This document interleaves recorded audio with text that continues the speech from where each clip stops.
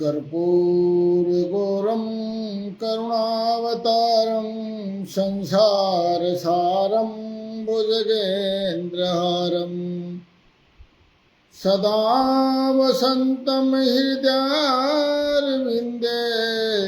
भवं भवानी सहितां नमामि।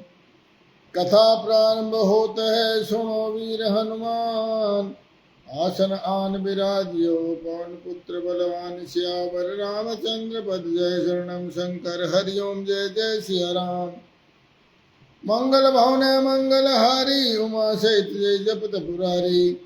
जय सिया राम जय जय सिया राम जय सिया राम जय जय सिया राम। तो ऋषि बोले, हे गिरिराज, भगवान शंकर तुम्हारे याचक हैं, खुद तुम्हारे पास मांगने के लिए आए हैं। तुम स्वयं उनके दाता और पार्वती देवी तो भिक्षा है। इससे उत्तम और हो क्या सकता है। कुंडली आदेश जी, हर हर महादेव। ब्रह्मा जी कहते हैं, नारद ऐसा कह करके मुनियों ने पार्वती को हाथ छू कर आशीर्वाद देते हुए, शिव तुम शिव के कल्याण के, शिव के लिए सुखदायिनी हो, ऐसा आशीर्वाद कहा।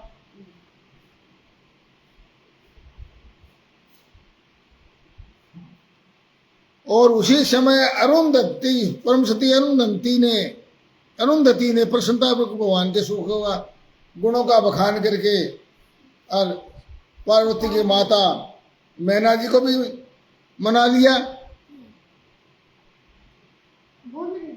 इसके पश्चात गिरिराज हिमवान ने परम उपाय मंगलिक लोकाचार का आश्रय ले हरदेव कुमकुम से अपने दाढ़ी मूछ का मार्जन किया। चौथे दिन उत्तम लगन का निश्चय करके परम संतोष दे सप्तऋषि भगवान शिव के पास चले गए। वहां जाकर शिव को नमस्कार किया, हे प्रभु हमारी बात सुने। अपने नाना प्रकार के सुंदर वचन सुनकर के गिरिराज और मैना को समझा दिया है। और अब गिरिराज ने आपकी अपनी कन्या का और वागदान कर दिया है, यानी सगाई। अब इसमें कोई न्यूनच नहीं है। आप अपने पार्षदों देवताओं के साथ उनके वहां विवाह के लिए जाइए। यह सुनकर के महर्षि महेश्वर प्रसन्नचित्त हो गए। महेश्वर ने के महाभाग सप्तऋषियों, विवाह को ना तो मैंने देखा कभी, ना कभी सुना। क्या होता है ब्याह, तुम ही बताओ, विधि क्या होती है। तो ऋषियों ने कहा, प्रभु पहले आप विष्णु को पार्श्व सहित बना ले, फिर ब्रह्मा जी को, देवराज इंद्र, समस्त ऋषियों, यक्ष गंधर्व किन्नर सिद्ध को आमंत्रित करें और सब यहाँ लोग मिलकर के कार्य साध्य कर देंगे। ऐसा कह करके सप्तऋषि वहां से अपने धाम को चले गए।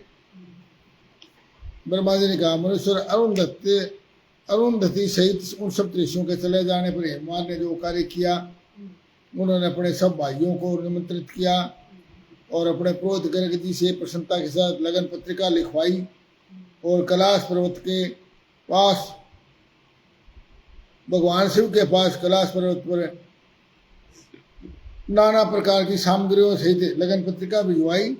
वहां शिव ने सबका सत्कार किया। फिर वे लोग प्रसन्नचित होकर के शैलराज के पास पत्रिका देकर के वापिस आ गए। मेहमान को बड़ा आनंद हुआ। उसके पश्चात कुंकु पत्री भेजी सब जगह, निमंत्रण पत्र, और इस प्रकार राजभवन को श्रृंगारने सजाने लगे। सभी अपने पर्वतों को, अपने पुत्रों को, 100 के सुपुत्रों और रिश्तेदारों को सबको बुला लिया। और सद गोदावरी नदी, यमुना, सरस्वती, वेणी, गंगा, नर्मदा सब सरिताएं भी वहां गई। सब प्रकार से शोभाओं से संपन्न हो गया। जितने पर्वत थे, मंदराचल, अस्ताचल, उदयाचल, मलयाचल, गंधमादन, महेंद्र पर्वत, सब वहां पर पहुंच गए। चारों ओर से बंदरवार सजा दी गई। बहुत बड़ा मंडप बना दिया, वेदी आदि सजा दी। और द्वार पर कृत्रिम महालक्ष्मी खड़ी थी जिसकी रचना अद्भुत थी।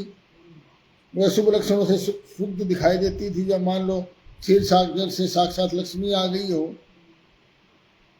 विश्वकर्मा द्वारा बहुत बड़े बड़े वहां पर भवन और 2 कृत्रिम हाथी 4 दांत वाले, और वे 60 वर्षों के पाठों के समान दिखते थे। गरुड़ आदि समस्त पार्षदों ने भगवान विष्णु का कृत्रिम विग्रह भी बना दिया। वहां ये मान किया गया से देवता आदि के निवास के लिए विश्वकर्मा ने कृत्रिम लोकों का निर्माण कर दिया। भगवान विष्णु के समान ही एक दूसरा वैकुंठ धाम जैसा वहां बना दिया, और ब्रह्मा के निवास के लिए सत्यलोक की रचना कर डाली।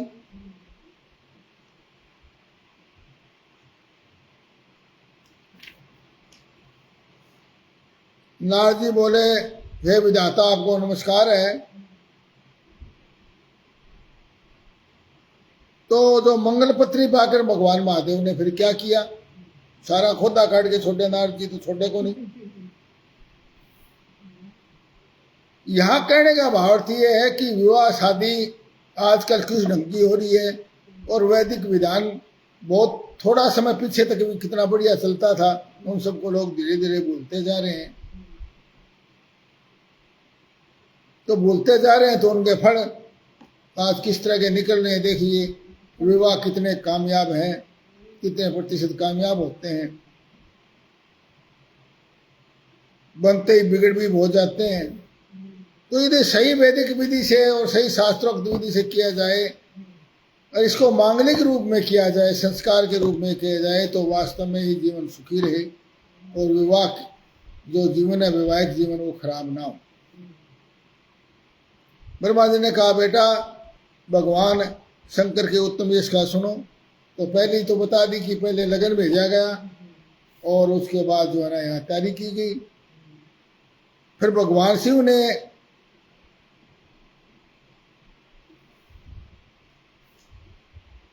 पहले तो लाने वालों का सम्मान किया, जो कुंकुपत्री लेकर आए थे लगन को, ना लगन को लेकर आए थे जो कुंकुपत्री तो अपने लोगों को भेजी जाती है। ये लगन है लड़के वाले के तो भेजा जाता है। तो फिर उसको स्वीकार किया, फिर यहाँ बाँच करके उसको बांचा गया, फिर आदर के सम्मान के साथ उन लोगों को विदा कर दिया जो लेकर आए थे लगन। और फिर सब मुनियों से और सब जितनों को बुलाया था, वे बोला जैसे टिक्का करते हैं लगन देते हैं, तो वहाँ सब बैठे हैं परिवार के रिश्तेदार जो उनको बुलाते हैं वहाँ। उन्होंने कहा कि मैंने विवाह स्वीकार कर लिया है, अब आप लोगों को मेरे विवाह में आना चाहिए। मैंने सबको निमंत्रण दे दिया। तो भगवान शंकर का वचन सुनकर के ऋषि बड़े प्रसन्न हुए और अपने धामों को चले गए। फिर भगवान ने नारद को कहा, नारद तुम्हारे उद्देश्य से शिव पार्वती ने बड़ी तपस्या की है और अब मैं पार्वती का पति रूप से पार्वती का पाणी ग्रहण करूंगा। सब ऋषियों ने लगन का साधन शोधन कर दिया। आज से 7वें दिन मेरा मतलब कहना मतलब बांध बैठ गया। 7वें दिन मेरा विवाह होगा। उस अवसर पर मैं महान उत्सव करूंगा। सब लोग मेरी ओर से निमंत्रित, सबको निमंत्रित करो। ब्रह्मा जी के उसके नारद जी के जुम्मे लगा दिया। नारद जी तो बहुत जल्दी सब जगह घूमते हैं, सारा ढिंडोरा पीट के सब जितने निमंत्रण थे सारे निमंत्रण दे दिए। सारे देवता विष्णु भगवान सब आने शुरू हो गए। घना ब्याह मंड गया है, गीत गाने शुरू हो गए हैं।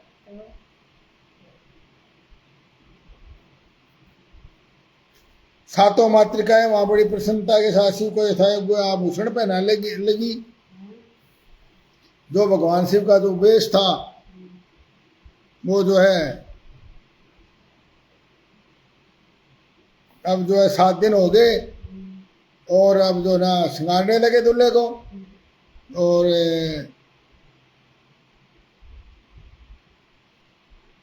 उनकी इच्छा से जो उनका स्वाभाविक वेश था वो आभूषण बन गया। चंद्रमा सोम उनके मुकुट पर विराजे, अर्धचंद्र मुकुट पर होता है ना भगवान शंकर के जटाओं के बीच में। और जो तीसरा नेत्र था वही शुभ तिलक बन गया, तीसरा नेत्र था वो तिलक बन गया। हाँ, बसम लगा हुआ था वो चंदन बन गया। सर्प जो है रत्न बन गए, नाना प्रकार के आभूषण।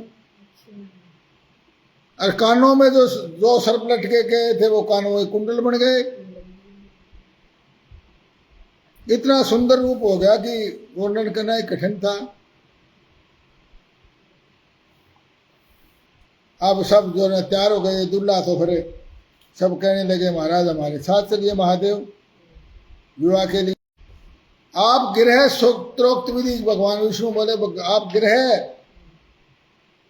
गृह सूत्रोक्त विधि के अनुसार आप गिरिराज कुमारी पार्वती का विवाह का कार्य करवाइए।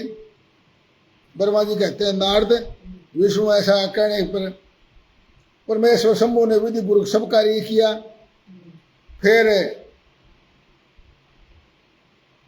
भगवान शिव द्वारा बरात लेकर हिमालयपुरी की ओर प्रस्थान कर दिया और उनके साथ गण और सब लोग आनंद से शंभु ने नंदी आदि सब गणों को अपने साथ ले लिया। फिर भगवान की आज्ञा पाकर गणेश्वर शंकर केकराक्ष विकृत विशाख पारिजात विकृतानंद दुमदुम कपाल संदारक कंदुक कुंडक विष्टंभ पीपल सनातक आवेशन कुंड प्रवर्तक। और के कहना मतलब ये है कि कोटि कोटि करोड़ों गण वीर भद्र आदि और परमथ आदि और भूत पिशाच नंदी भैरव क्षेत्रपाल सिर पर जटा का मुठ भगवान धारण किए हुए शंकर और उनके सब बरातियों के भी सब गए उसी तरह और जटा का मुकुट धारण किए हुए सब और सबके सब त्रिनेत्रधारी रुद्राक्ष के आभूषण पहने हुए उत्तम भस्म धारण किए हुए। इस प्रकार देवताओं और एक दूसरे गणों को साथ दे करके भगवान हिमवान के चल पड़े।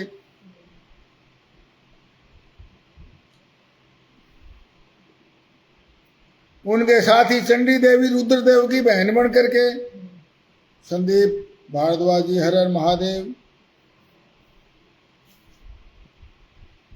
चंडी देवी रुद्रदेव की बहन बन करके उत्सव मनाती हुई सांपों के आभूषण प्रेत के ऊपर सवार होकर के और माथे पर एक सोना से भरा हुआ कलश लिए वे चल रही थी।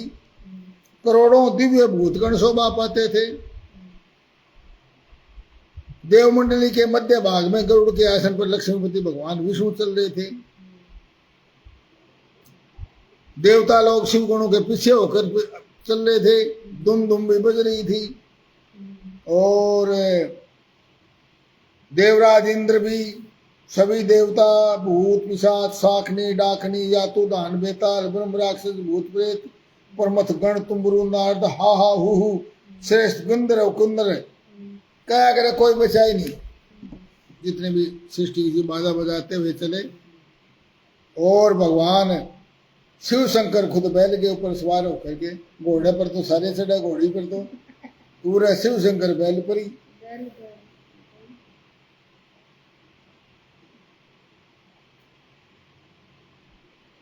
ब्रह्मा जी कहते हैं उसके बाद भगवान शिव ने नारद को हिमाचल के घर भेजा। वहां तो बहुत ज्यादा सजावट थी।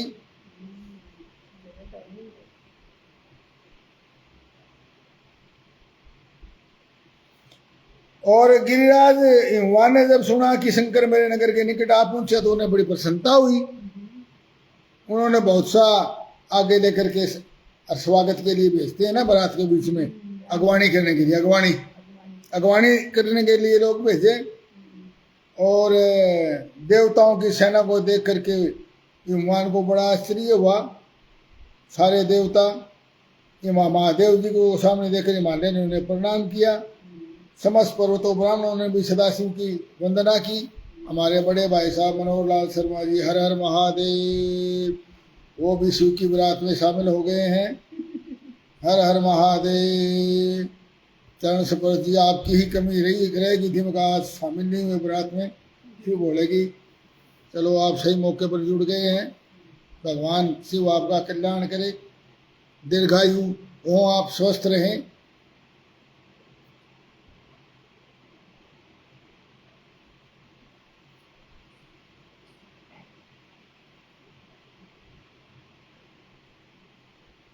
इस प्रकार भगवान शिव के पीछे अगल बगल में खड़े हुए देवता गिरिराज सबको देख करके गिरिराज ने सबको मस्तक, सारी बारात को ही मस्तक नवाया। इस अवसर पर मैना के मन में भगवान शिव के दर्शन की इच्छा हुई कि मैं ही देख लूं दुल्ला कैसा है, इसलिए उन्होंने तुमको बुलवाया नारद। मैना तुम्हें प्रणाम करके बोले, मैं पहले गिरजा के होने वाले पति को पहले देखूंगी, शिव का कैसा रूप है जिसके लिए मेरी बेटी ने इतनी कठिन तपस्या की। तात उस समय भगवान शिव भी मैना के भीतर अहंकार को जानकर शिव जी और मुझसे अद्भुत लीला करते हुए बोले, बोला तात आप दोनों मेरी आज्ञा से अलग अलग होकर गिरिराज के द्वार पर चलिए, हम पीछे से आएंगे, पहले आप लोग जाओ आगे। ब्रह्मा और विष्णु को बोले।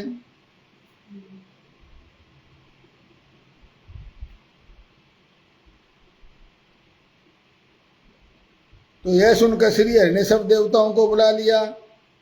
शिव के चिंतन में रहने वाले देवता शीघ्र वैसी व्यवस्था करके वहां से अलग अलग यात्रा शुरू कर दी।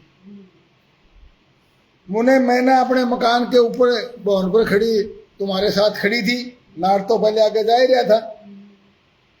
उस समय भगवान विश्वेश्वर ने अपने आप को ऐसी वेशभूषा दिखाई, ऐसे वैसा वेश बना लिया। चंद्रकांत जी गांव बूढ़ा खड़ा कुलाना मंडी जिला हिसार से, हर हर महादेव, चंद्रकांत शर्मा जी।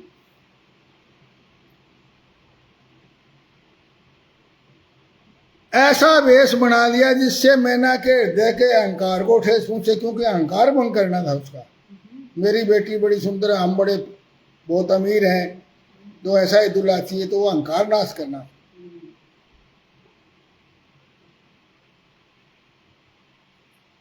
तो सबसे पहले बारात के ऊपर सजे धजे बाजे के साथ बराते हुए सबसे पहले वसुर गंधर्व आए, फिर मणिग्रीव, यक्ष, यमराज, निर्वृति, वर्ण, वायु, कुबेर, ईशान, देवराज, इंद्र, चंद्रमा, सूर्य, भृगु आदि मनुष्य तथा ब्रह्म आए।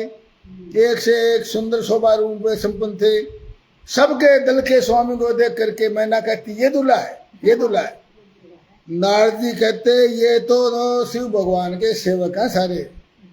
हाँ, मैंने सुनकर बड़ी खुश होती। इतने में भगवान विष्णु पधारे, पीताम्बर धारण किए हुए, पक्षी राजगरुड़ उनके वाहन थे। उनको देखते मैना चकित हो गई, प्रसन्न हो गई, बोला यो जरूर इनका सागी आगे यो है दूल्हा। हमारे बहुत ही प्रिय नारनौल से सुरजीत यादव जी मास्टर जी कथा से जुड़े हैं। हर हर महादेव, भगवान शंकर आपका बहुत कल्याण करें। बोला अवश्य ही ये मेरे शिवा के पति साक्षात भगवान शिव है, इसमें कोई संशय नहीं। ओ है इनका सागी लो। मुने तुम भी लीला करने वाले ही ठहरे, बोला नारद। अतः मैना की यह बात सुनकर बोले देवी ये शिवा के पति नहीं, भगवान केशव हरि विष्णु हैं। और पार्वती के पति जो दूल्हे शिव है वो तो इनसे भी बढ़कर समझना चाहिए। ब्रह्मा जी कहते नारद इस बात को सुनकर के मैना और भी प्रसन्न हो गई। मैंने ने कहा मैं पार्वती को जन्म देने के कारण बड़ी धन्य हो गई। हाँ, ब्रह्मा जी कहते हैं नारद मैना ने प्रेम पूर्ण हृदय में जो बात कही तो ही अद्भुत लीला करने वाले भगवान रुद्र एकदम सामने आ गए। हर हर हर हर महादेव।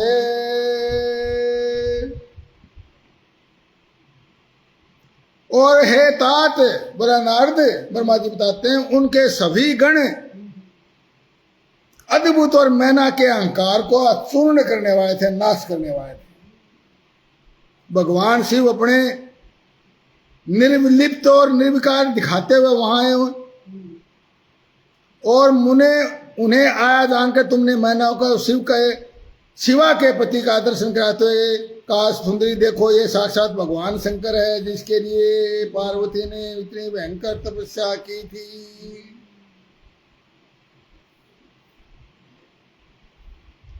तब मैना ने प्रसन्नता के साथ अद्भुत आकार वाले भगवान महेश्वर को देखा। उनके साथ में उनके अनुचर थे, जो सेवक थे, वो भी बड़े अद्भुत थे। और उनके साथ जो बरात भूत प्रेत आदि वो भी नाना गणों से संपन्न, उनमें से बौंडर का रूप धारण करके आए और मरमर ध्वनि के समान शब्द बोलते थे, भयंकर शब्द किलकिला करके शब्द निकालते थे। भूत प्रेत ही किस तरह बोलते हैं, किन्हीं के मुंह टेढ़े, कोई कुरूप, कोई विकराल, किसी का मुंह दाढ़ी मुंह से भरा हुआ, कोई लंगड़े तो कोई अंधे, कोई दंड, और पास धारण किए, किन्हीं गए हाथ में मुकदर, किन्हीं गए, कितने ही अपने वाहनों को उल्टा चला रहे हैं, उल्टा चल रहे, वाहन पर चढ़ गए, पूठवालियां, कोई सिंह, कोई डमरू, कोई गौमुख बजाते, कितनों के मुंह ही नहीं, कितनों के मुंह पीठ की ओर लगे उल्टे, और वो कईयों के तो एक से कई ज्यादा मुंह, सिर ही गई, मुंह ही गई, कईया के एक ही मुंह को नहीं, कईया का कई कई मुंह। इस तरह कोई बिना हाथ के, और कईयों के हाथ उल्टे टेढ़े, किसी के हाथ कहीं लग रहे, किसी के हाथ कहीं लग रहे, कईयों का एक भी आंख नहीं, और कईयों का कई कई आंख, किन्हीं के सिर ही नहीं तो किन्हीं के बहुत खराब सिर, किन्हीं के कान नहीं, कईयों के सारा शरीर पर कान ही कान, बड़े विकृत आकार वाले अनेक प्रबल गण वीर और भयंकर, उनकी संख्या गिनी नहीं सकता कोई, इतनी संख्या गणित। और भूत प्रेत आदि को देख करके मैना तत्काल भय से व्याकुल हो गए। उनके बीच में भगवान शंकर भी, जो निर्गुण होते हुए परम गुणवान थे, बैल के ऊपर, खाकड़ के ऊपर चढ़े आग लाई रहे। उनके 5 मुख, सारे 5 मुखों में हर एक मुख के ऊपर 3-3 नेत्र, 2 आंख, हर एक बीच में भी आंख, 15 आंख, 5 सिर तो 15 आंख होगी। सारे अंग में विभूति लगी हुई, मस्तक पर जटाजूट, चंद्रमा का मुकुट, 10 हाथ, और उसमें एक में कपाल लिए हुए खोपड़ी, शरीर पर बागंबर का दुपट्टा, बाघ की चामड़ी को दुपट्टो, और हाथ में पिनाक, धनुष और त्रिशूल, आंखें भयानक आकृति विकराल, हाथी की खाल का वस्त्र। शिवा की माता बहुत डर गई, चकित हो गई और कांपने लगी और चकरा गई। कुलदीप मानक जी हर हर महादेव। शिवा की माता बहुत चकित, मतलब हैरान हो गई, डर गई और चक्कर खाने लगी। बोले ये भगवान शिव है? तुम्हारी ये बात सुनकर सती मैना बोला हाँ यही है भगवान शिव। तुमने उन्हें उंगली से दिखाते बोले ये है भगवान शिव, आपका दामाद, तुम्हारी आपका बेटे। तुम्हारी ये बात सुनकर सती मैना ने दुख से कहा, बोल ही नहीं सकी, चक्कर खा गए, छकड़ी गुम हो गई और गिर पड़ी, मूर्छित हो गई। ब्रह्मा जी कहते हैं नारद, फिर सती मैना को चेत हुआ तो विलाप करने लगी अपने पुत्रों की। पहले तो उन्होंने अपने पुत्रों की निंदा की, फिर उसके बाद तुम्हें और तुम्हारी पुत्री को, अपनी पुत्री शिवा को भी दुर्वचन करने लगी। बोला पहले मुने बोले तो तुमने मुझे कहा कि शिवा शिव का वर्ण करेगी, फिर मेरे पति हिमान का कर्तव्य बताकर उन्हें आराधना पूजा में लगाया। तुमने मुझ अधम नारी को सब तरह से ठग लिया है। ऐसा दुल्ला। अरे बोला अनुदत्ती आई थी वशिष्ठ की पत्नी, वो भी बड़ी धूर्त लिकड़ी है, वह भी बड़ी ठगनी लुगाई। ऐसा कहकर मैना अपनी पुत्री शिवा की ओर कहने लगी, ये दुष्ट लड़की, तूने ये कौन सा कर्म किया? तूने सोना देकर के कांच खरीद लिया, चंदन छोड़कर कीचड़ का ढेर पोत लिया, हंस को उड़ाकर तूने पिंजड़े में कौवा पाल लिया, गंगा जल को दूर फेंक कर कुएं का जल पी लिया, प्रकाश पाने की इच्छा से सूर्य को छोड़ करके जुगनू को पकड़ लिया, चावल छोड़कर चावल की भूसी खा ली छिलका, घी फेंक कर मोम के तेल का आदरपूर्वक भोग लगाया, सिंह का आश्रय छोड़ करके गिद्दड़ का सेवन किया, ब्रह्म विद्या छोड़ करके कुत्सित गाथा श्रवण की। तूने मेरे घर में रखी हुई यश की मंगलमय विभूति को दूर हटाकर चिता की, और अमंगलमय राख अपने पल्ले में बांध ली। तेरी बुद्धि को, तेरे चित्र को धिक्कार है, और तेरे को तपस्या और उपदेश करने वाले तेरे गुरु नारद को भी धिक्कार है, तेरी सहायता करने वाली दोनों सखियों को धिक्कार, और हम दोनों माता पिता को भी धिक्कार, तेरे को जन्म दिया ऐसी। और नारद तेरी बुद्धि को भी धिक्कार, सप्त ऋषियों तुम्हें धिक्कार है, और तुम्हारे कुल को धिक्कार। बोले तू कपटी, तेरा बाप कपटी, तेरा दादा कपटी, सारा ही बोला गलत। और बोला इन सब ने मिलकर, तुम सब ने मिलकर के सप्त ऋषियों मेरे को मुंह ना दिखाओ, मेरे कुल का नाश करा दिया, मैं बाजी क्यों नहीं रहेगी। आज पार्वती मैं तेरा सिर काट डालूंगी, तेरे शरीर के टुकड़े लेकर के क्या करूंगी, हाय तुझे छोड़कर कहां जाऊं, मेरा तो जीवन ही नष्ट हो गया। मैना मूर्छित होकर गिर पड़ी। नारद कहते हैं जब वो होश में आए तो मुनि श्रेष्ठ मुझे देखकर सोम मैना से बोले, तो तुम मैना से बोले। बोला नारद ने कहा पतिव्रते तुम्हें पता नहीं भगवान का शिव का रूप बड़ा सुंदर है, तुम हट छोड़ करके विवाह का कार्य करो। यह बात सुनकर मैना बोली यहां से दूर चले जाओ दुष्ट अधम श्रोमणी। ऐसा कहने पर मेरे साथ इंद्र आदि सब देवता दिग्वार क्रम से आकर कहने के पितरों की कन्या मैना तुम मेरे वचनों को सुनो। ये सवधा जो है पितरों की जो कन्या है उसकी पुत्री है।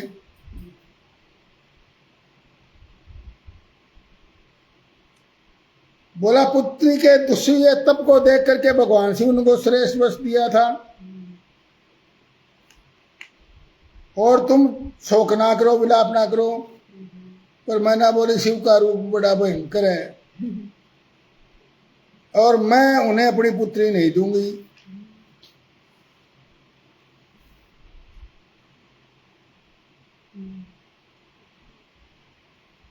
वशिष्ठ आदि ऋषियों ने आकर कहा पितरों की कन्या तथा गिरिराज की रानी मैंने हम लोग हम लोगों को तुम्हारा कार्य सिद्ध करने के लिए आए हैं। ऐसे कहने पर और भड़की। बोला मैं शस्त्र आदि से अपनी बेटी के टुकड़े टुकड़े कर डालूंगी परंतु शंकर के हाथ में नहीं दूंगी, तुम लोग दूर हट जाओ। ऐसा कह करके मैना चुप हो गई। तब हिमालय ने कहा प्रिय मैंने मेरी बात सुनो, देखो कितने कितने महात्मा तुम्हारे घर पधारे हैं, ब्रह्मा विष्णु महेश ऋषि मुनि इंद्र देवता। तुम भगवान की शंकर को तुम जानती भी हो, किंतु नाना रूप वाले नाम रूप वाले शंभु के विकृत रूप को देख को घबरा गई हो। ये उनके तो बहुत रूप हैं, कोई एक रूप थोड़ी है। मैं शंकर जी को भली भांति जानता हूँ और तुम हट ना करो। मैंने और तुम्हें उन्हें कन्या देना स्वीकार किया था, अब अपने वचनों से ना फिरो। इस बात को सुनकर हिमालय से मैंने बोले नाथ मेरी बात सुनिए, मैं अपनी पुत्री पार्वती के गले में रस्सी बांध कर इसे बेखट पर्वत के नीचे गिरा दूंगी परंतु शंकर के हाथ में नहीं दूंगी। हर हर महादेव। मैना जब अठपुर को ऐसी बात मैंने ने कही तब पार्वती स्वयं आकर के बोली माँ तुम्हारी बुद्धि तो बड़ी शुभ कारक है, इस समय उल्ट कैसे हो गई। भगवान महेश्वर समस्त देवताओं के स्वामी हैं और एक बात सुन लो, यदि तुम इनके हाथ में मुझे वर्ण नहीं करोगे तो मैं और कहीं विवाह करूंगी भी नहीं। क्योंकि सिंह का भाग गिद्दड़ कभी नहीं पा सकता। मैंने मन वाणी और मन वचन कर्म से भगवान हर का ही वर्ण किया है। ब्रह्मा जी कहते हैं अब तुम्हारी इच्छा है तो बोला वैसा करो, नहीं मैं और कोई शादी नहीं करूंगी। पार्वती जी सुन करके मैना बहुत उत्तेजित हो गई और उसको धमकाने लगी। तब विष्णु आए वहां पर। विष्णु ने कहा देवी तुम पितरों की मानसी पुत्री बहुत प्यारी हो और गिरिराज हिमालय की गुणवती पत्नी हो। तुम्हारा संबंध साक्षात ब्रह्मा जी के कुल से है। तुम धन्य हो संसार में तुम तो धर्म की आधारभूता हो, धर्म का त्याग कैसे कर सकती हो। इस संसार में जैसा दिखाई देता है वैसा है नहीं। सारा जगत भगवान शंकर से ही बना है। तुम दुख छोड़ो और शिव का भजन करो, तुम्हारा सारा कलेश मिट जाएगा। हर हर महादेव यहाँ सूत्र है। जब तुम्हारे को दुख पैदा हो जाए तो शिव का भजन करो, महान आनंद की प्राप्ति होगी। 5 मिनट में ही प्राप्ति होगी, क्षण में ही प्राप्ति होगी, सारा कलेश मिट जाएगा। ओम नमः शिवाय, ओम नमः शिवाय, हर हर बोले नमः शिवाय। ब्रह्मा जी कहते हैं नारद श्री विष्णु के इस प्रकार समझाने पर मैना का मन कुछ कोमल हुआ, बहुत लंबा उपदेश दिया। बोला ये शिव का रूप, सारा संसार शिव का ही रूप है। कुछ ज्ञान होने पर उन्होंने श्री हरि से कहा यदि भगवान शिव सुंदर शरीर धारण कर ले तो मैं पुत्री दे सकती हूँ उनको। ये रूप छोड़ के इसको सुंदर रूप धारण कर ले फिर तो मैं दे सकूँ। ऐसा कह करके मैना शिव की इच्छा से चुप हो गई। ब्रह्मा जी कहते हैं नारद इसी समय भगवान विष्णु से प्रेरित होकर तुम शीघ्र ही भगवान शंकर को अनुकूल बनाने के लिए वहां गए और कहा प्रभु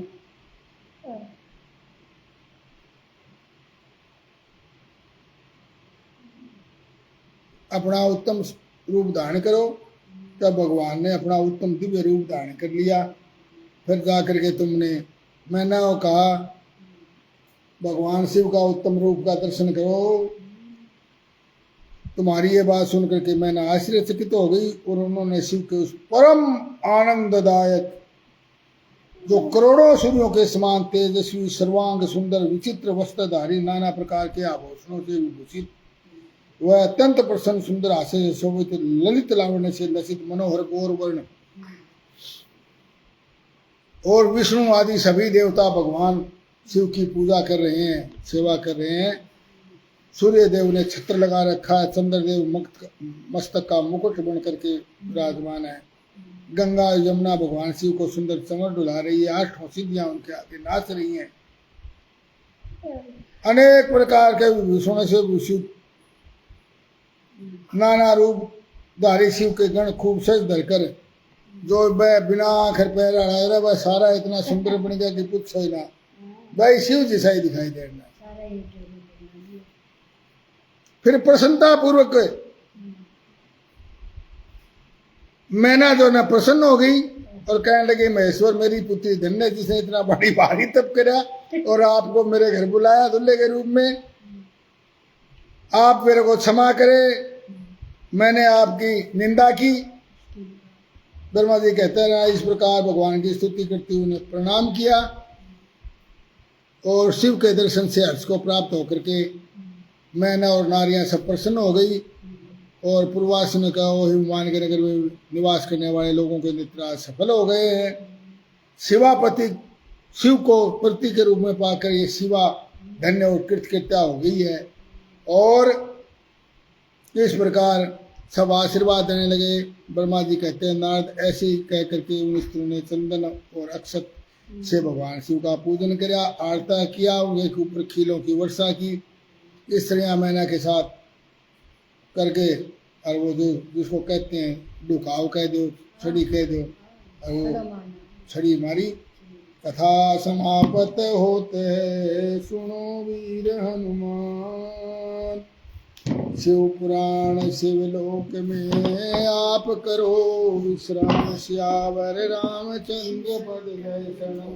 शंकर हरिओम जय जय सिया राम। हर हर महादेव। सुखजीत यादव जी जय श्री राम जी।